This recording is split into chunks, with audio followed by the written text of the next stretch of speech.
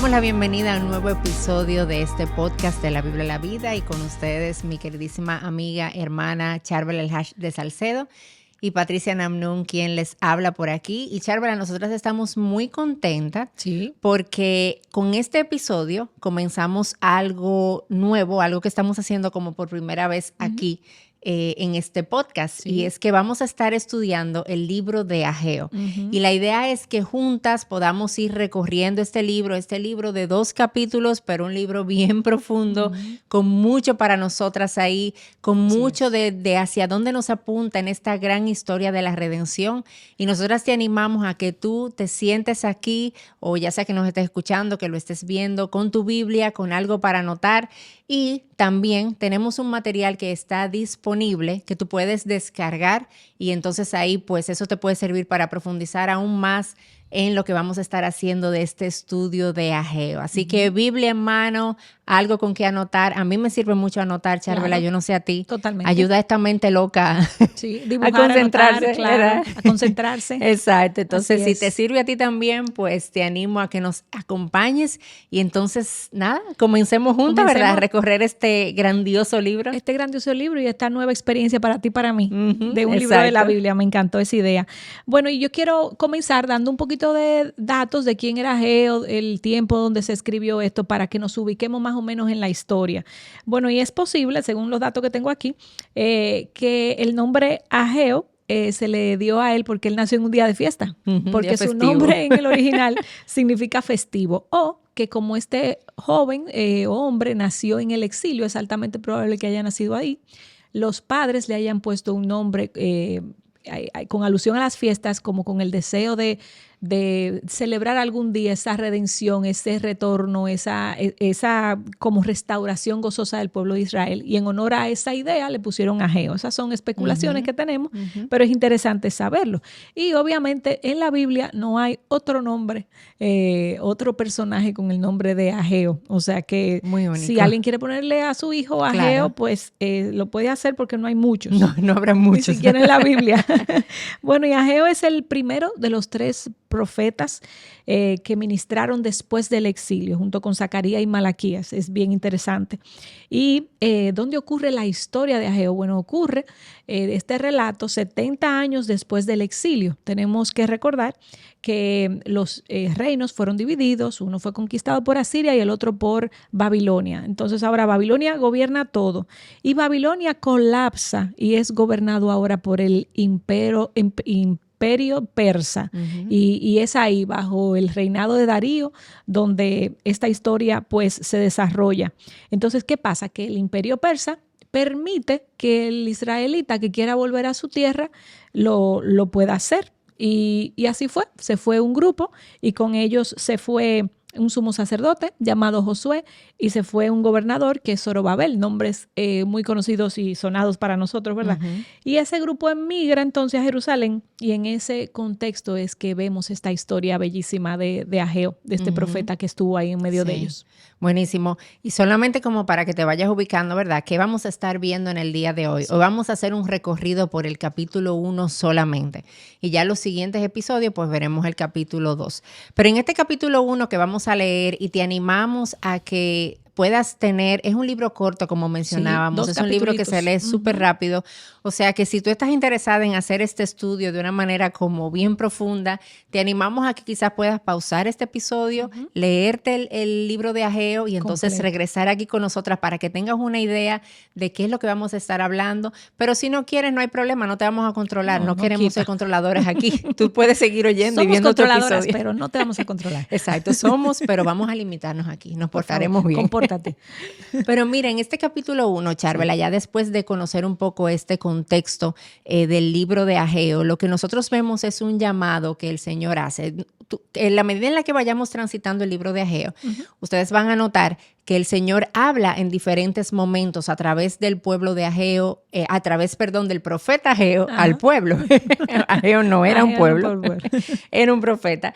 Pero el Señor le habla a Ageo y le habla al pueblo. Y una de las cosas que sucede en el capítulo 1 es lo siguiente. El pueblo regresa y aparentemente, Charbela, el pueblo comienza la construcción del templo. Pero ¿qué pasa? Que no sigue. Y entonces comienzan a construir sus casas, a construir la ciudad y comienzan a invertir sus recursos, invertir lo que tienen en la construcción de sus propias casas. Y entonces, teniendo esto en mente, el libro de Ageo, oye lo que nos dice, Charvela, capítulo 1, los versos del 2 al 4, dice: este pueblo dice, no ha llegado el tiempo de que la casa del Señor sea reedificada. Entonces vino palabra del Señor por medio del profeta Ageo. ¿Es acaso tiempo para que ustedes habiten en sus casas artesonadas mientras esta casa está desolada? Y nosotros vemos cómo el Señor les llama la atención de que ellos estaban enfocándose en la construcción de sus propias casas y la casa del Señor estaba desolada. Ellos habían dejado eso de lado. Y lo que nosotros vemos en el libro de Ageo es este tema, ¿verdad? Que es muy continuo aquí, este llamado que el Señor les hace, les llama a considerar sus caminos. Le dice, dense cuenta de qué está pasando con ustedes, dense cuenta que hay consecuencias que ustedes están teniendo por esta decisión que están tomando. Y en el capítulo 1 nosotros vemos esas consecuencias, como el Señor le dice, miren, ustedes están sembrando mucho y están recogiendo poco. Comen, pero no tienen suficiente para saciarse. Se visten, pero entonces no se calienta. Y dice que todo lo que ellos estaban llevando a sus casas, el Señor lo estaba aventando.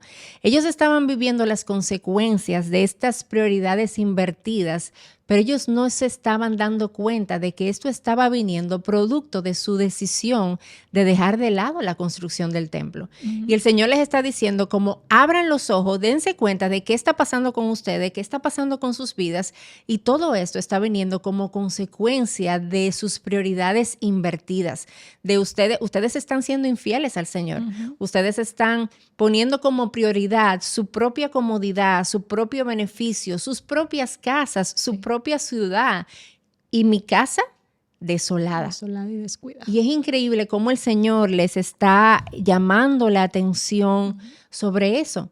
Y tú sabes que, Charbel, en la medida en la que yo pensaba como en eso y cómo esto se ve en nuestras vidas también, y es algo que nosotros podemos verlo de una manera muy clara y muy evidente a veces en nosotras, porque en muchas ocasiones nosotras nos centramos en nosotras mismas, nos centramos en nuestra comodidad, nos centramos en aquello que consideramos valioso y dejamos de lado aquello que nosotras sabemos que Dios quiere para nosotras y que va a traer gloria a su nombre. Por ejemplo, es muy fácil para nosotras concentrarnos en nuestra belleza física, en cómo luce mi cabello, cómo luce mi piel, el cuidado de mi piel, el cuidado de mi cuerpo, la dieta, el ejercicio. Y físicamente yo tengo un cuidado de mí que es increíble, pero mi vida espiritual está completamente descuidada.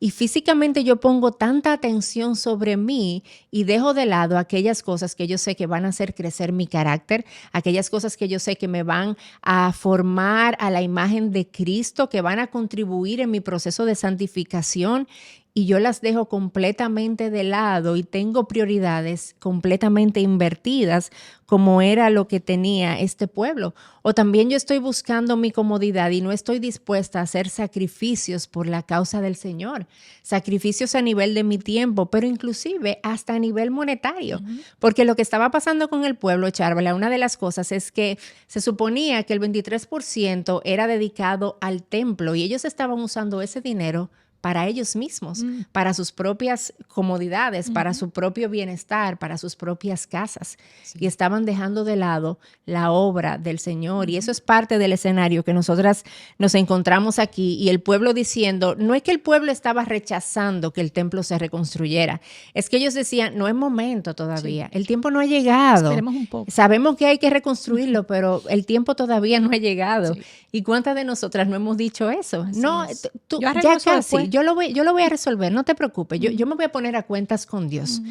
Todavía no estoy lista, pero yo sé que yo me voy a poner a cuentas con Dios. Y sonamos así como el pueblo en los tiempos de Ageo. Así. Y en la fidelidad de Dios, Él dice, no te voy a dejar. No te voy a dejar hacer lo que tú quieras. Sí. Te voy a llamar la atención. Te voy a recordar que me necesitas por amor a nosotras, para que nosotras respondamos. Y Dios hizo un llamado a este pueblo.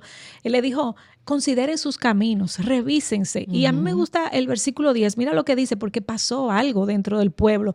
Había un problema en medio de tanta dificultad, este pueblo volviendo a una tierra que estaba desolada y volviendo a construir, pero mira lo que estaba pasando en ese mismo momento que Dios lo permitió.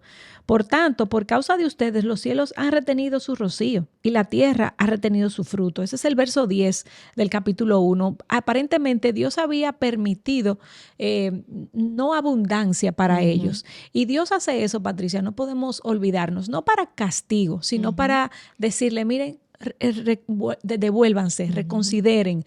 Revísense, y eso fue como una llamada de atención amorosa de parte del Señor. Pero no se queda ahí la historia. Más abajo vemos cómo el Señor los anima y los conforta. Y después de este llamado de parte de Dios, Josué y Zorobabel pudieron obedecer la voz del Señor. Y mira lo que dice el verso 12 y cómo sigue esto. Entonces el Señor habla al pueblo una vez más y le dice, yo estoy con ustedes, declara el Señor. Y miren, el pueblo, es bueno leerlo, cómo se levantó en obediencia y comenzó a retomar la construcción y comenzó a trabajar.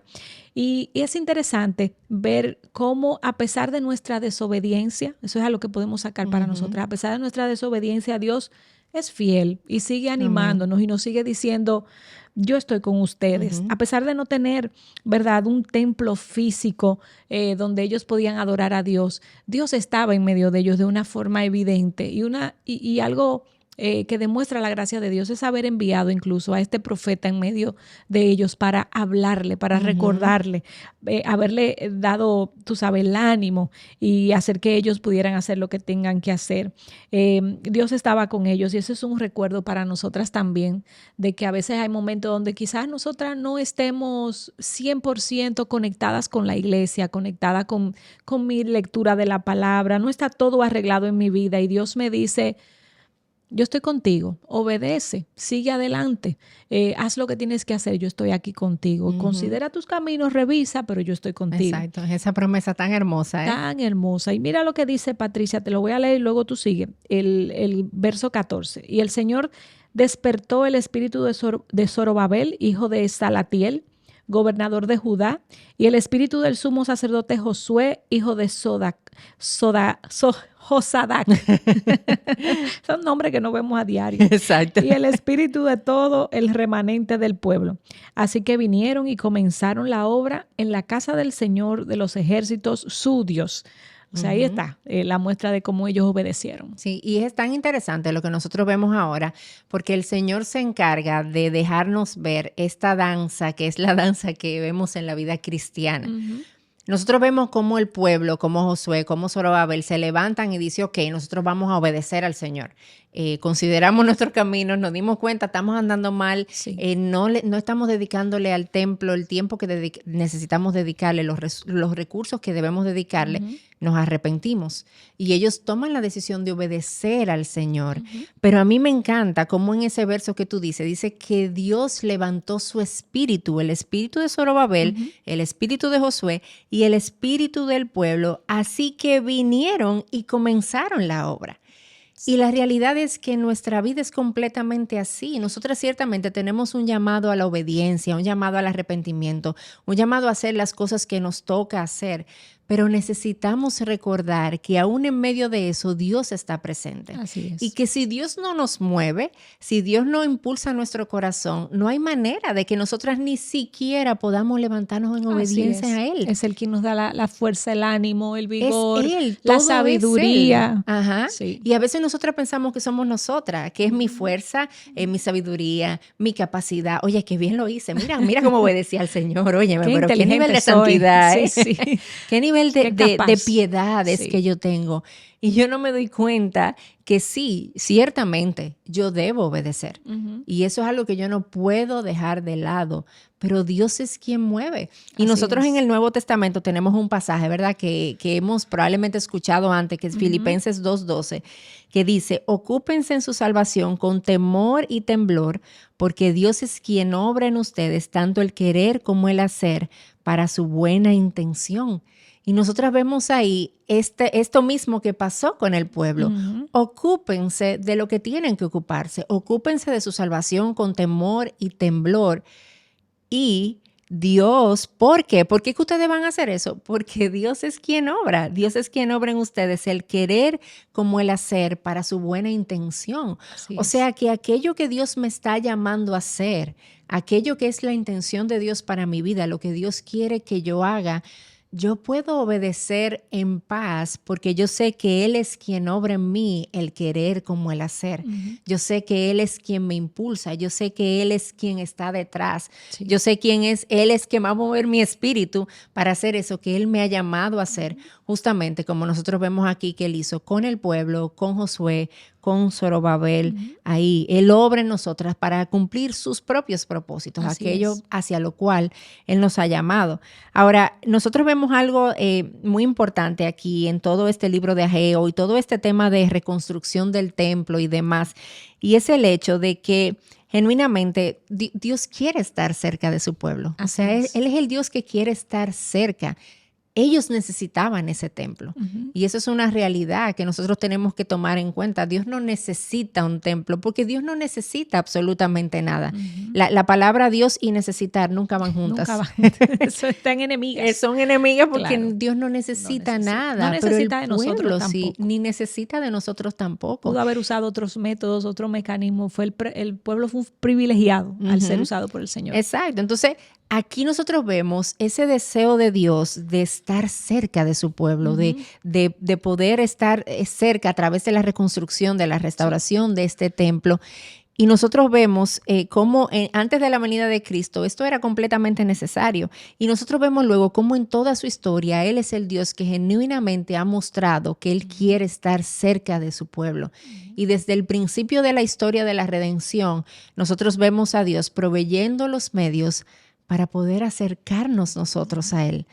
Y eso es tan increíble. Y yo creo que es un recordatorio que nosotras tenemos aquí a través del libro de Ageo. Y una cosa más, Charvela, y es nosotros, como mencionaba, ¿verdad? Vemos a este Dios que desde el principio ha querido estar cerca de su pueblo.